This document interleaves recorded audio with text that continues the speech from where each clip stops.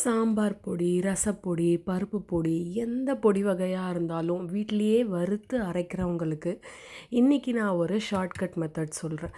இந்த வெயிலில் கேஸில் ஒரு ஹெவி பாட்டம் வச்சு ஸ்லோவாக வறுத்து அதை அரைக்கிறது எவ்வளோ கஷ்டமான வேலைன்னா வறுத்து அரைக்கிறவங்க எல்லாருக்குமே தெரியும்.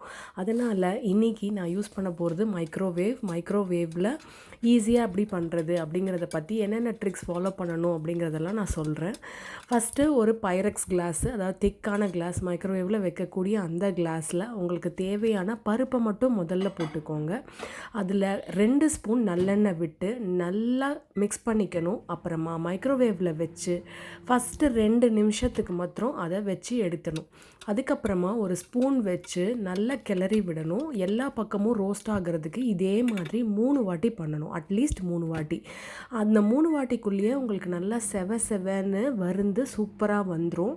இல்லை இன்னும் கூட வறுக்கணும் அப்படின்னு நீங்கள் நினச்சிங்கன்னா இன்னும் ஒரு வாட்டிக்கு 1 மினிட்டோ இல்லை 2 வாட்டிக்கு 1 மினிட்டாவோ வச்சு அது உங்களுக்கு ஏற்ற மாதிரி வறுத்து எடுத்துக்கலாம். இப்போ எனக்கு இந்த கன்சிஸ்டன்சி, இந்த கலரு, இந்த கிறிஸ்பினஸ் எல்லாமே ஓகே. அதனால் நான் 3 வாட்டி செஞ்சு எடுத்திருக்கேன். இது பருப்பு மட்டும் பண்ணது.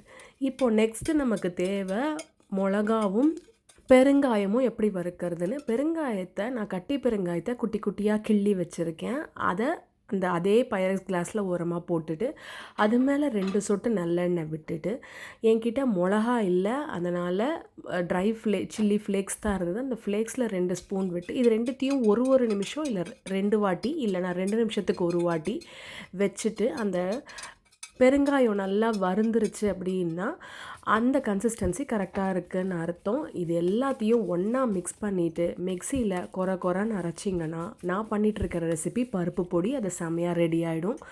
இதே மாதிரி நீங்கள் எல்லா பொடியும் பண்ணிக்கலாம். வெயிலில் நிற்காமல் ஈஸியாக சிம்பிளாக பண்ணிக்கலாம். பருப்பு பொடியோட ப்ரப்போர்ஷன் வேணும்னா டிஸ்கிரிப்ஷனில் கொடுக்குறேன், செக் பண்ணிக்கோங்க.